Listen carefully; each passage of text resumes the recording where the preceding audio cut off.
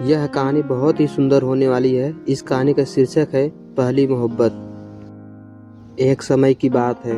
एक छोटे से गांव में रहने वाला एक नौजवान लड़का रितेश और एक प्यारी सी लड़की सुनिधि थी।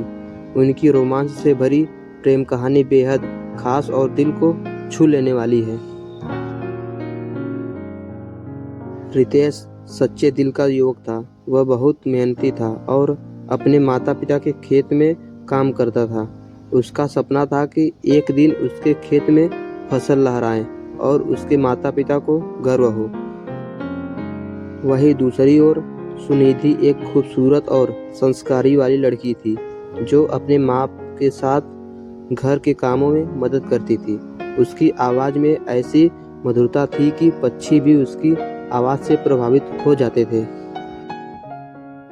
रितेश और सुनिधि की मुलाकात पहली बार गांव के एक मेले में हुई। दोनों ने एक दूसरे को देखा और मानो समय थम सा गया हो। रितेश के दिल में रोमांस की कुछ हलचल हुई और सुनिधि ने भी अपनी आंखों को नीचे कर लिया। इनकी नज़रों की भाषा ने प्यार की शुरुआत कर दी थी। मेले के बाद रितेश सुनिधि के बारे में और जानना चाहता था। उसने अपने दोस्तों से सुनिधि के बारे में पूछा और पता चला कि वह गांव के तालाब के पास फूल चुनने जाती है। रितेश भी वहां जाने लगा, लेकिन उसने सुनिधि से बात करने की हिम्मत नहीं जुटा पाया। एक दिन सुनिधि तालाब में एक फूल तोड़ रही थी कि उसका पैर फिसल गया और वह गिरने वाली थी। रितेश ने तुरंत दौड़कर उसे अपनी बाहों में बचा लिया। यह वो पल था जब उन्होंने पहली बार एक दूसरे से बात की।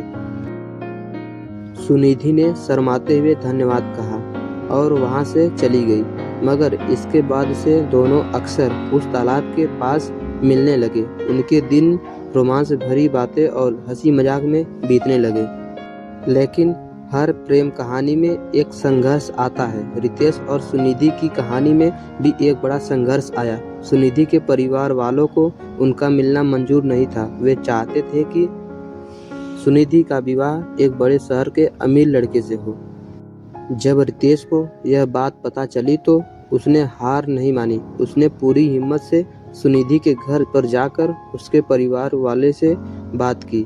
उसने अपनी सच्चाई और अपने प्यार को साबित करने की कोशिश की, लेकिन उसकी बातें सुनने को तैयार कोई नहीं था।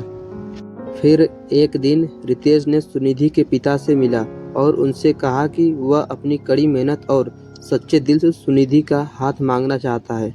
उसने बताया कि वह सुनिधि से सच्चा प्रेम करता है और उसके बिना उसकी जिंदगी अधूरी है।